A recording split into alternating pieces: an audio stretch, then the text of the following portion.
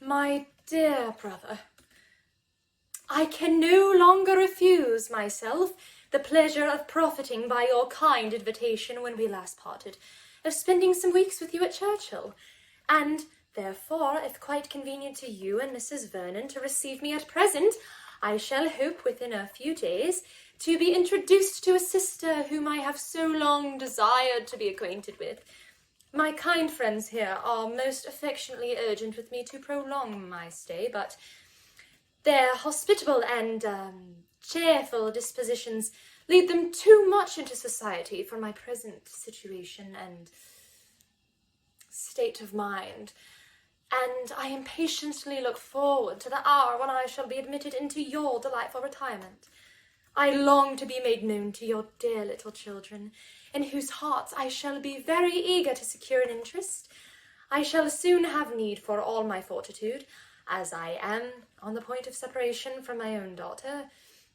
The long illness of her dear father prevented my paying her that attention which duty and affection equally dictated, and I have too much reason to fear that the governess to whose care I consigned her was unequal to the charge. I have, therefore, resolved on placing her at one of the best private schools in town, where I shall have an opportunity of leaving her myself in my way to you. I am determined, you see, not to be denied admittance at Churchill. It would indeed give me most painful sensations to know that it were not in your power to receive me. Your most obliged and affectionate sister, Lady Susan.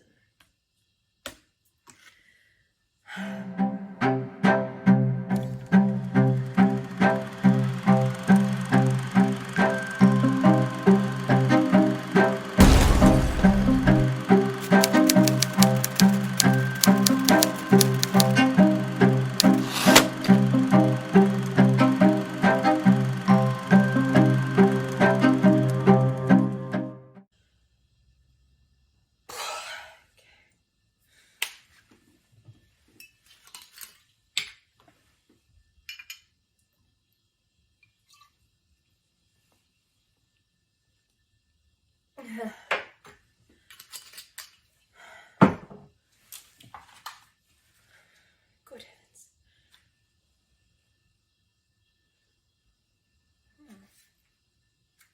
Just take that. You were mistaken, my dear Alicia, in supposing me fixed at this place for the rest of the winter. It grieves me to say how greatly you were mistaken, for I have seldom spent 3 months more agreeably than those which have just flown away. At present, nothing goes smoothly. The females of the family are united against me.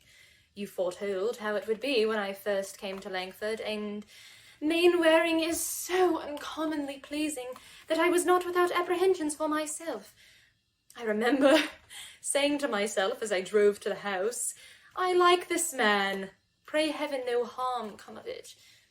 But I was determined to be discreet, to bear in mind my being only 4 months a widow, and to be as quiet as possible, and I have been so, my dear creature. I have admitted no one's attentions but Mainwaring's. I have avoided all general flirtation whatever. I have distinguished no creature besides, of all the numbers resorting hither, except Sir James Martin, on whom I bestowed a little notice in order to detach him from Miss Mainwaring. But if the world could know my motive there, they would honour me. I have been called an unkind mother, but it was the sacred impulse of maternal affection. It was the advantage of my daughter that led me on, and if that daughter were not the greatest simpleton on earth, I might have been rewarded for my exertions as I ought.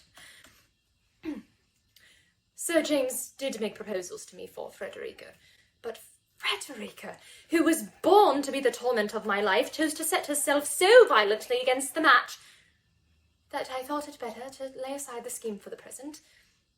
I have more than once repented that I did not marry him myself, and were he but 1 degree less contemptibly weak, I certainly should. But I must own myself rather romantic in that respect, in that riches only will not satisfy me. The event of all this is very provoking. Sir James is gone. Maria highly incensed, and Mrs. Mainwaring insupportably jealous. So jealous, in short, then so enraged against me that in the fury of her temper I should not be surprised at her appealing to her guardian, if she had the liberty of addressing him. But there your husband stands, my friend, and the kindest, most amiable action of his life was throwing her off forever on her marriage. Keep up his resentment, therefore, I charge you. We are now in a sad state, as no house was ever more altered. The whole party are at war, and Mainwaring scarcely does speak to me. It is time for me to be gone. I have therefore determined on leaving them, and shall spend, I hope, a comfortable day with you in town within this week.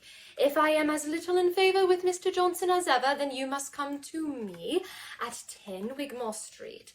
But I hope this may not be the case, for as Mr. Johnson, with all his faults, is a man to whom that great word respectable is always given, and I am known to be so intimate with his wife that his slighting me has an awkward look.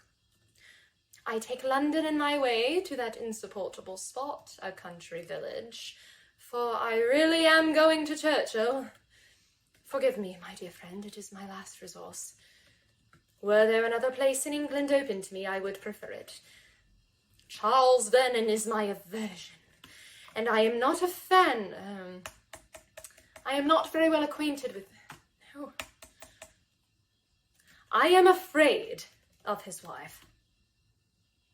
At Churchill, however, I must remain till I have something better in view. My young lady accompanies me to town, where I shall deposit her under the care of Miss Summers in Wigmore Street, till she becomes a little more reasonable. She will make good connections there, as all the girls are of the best families. The price is immense, and much beyond what I can ever attempt to pay. Adieu! I will send you a line as soon as I arrive in town. Yours ever, Lady Susan.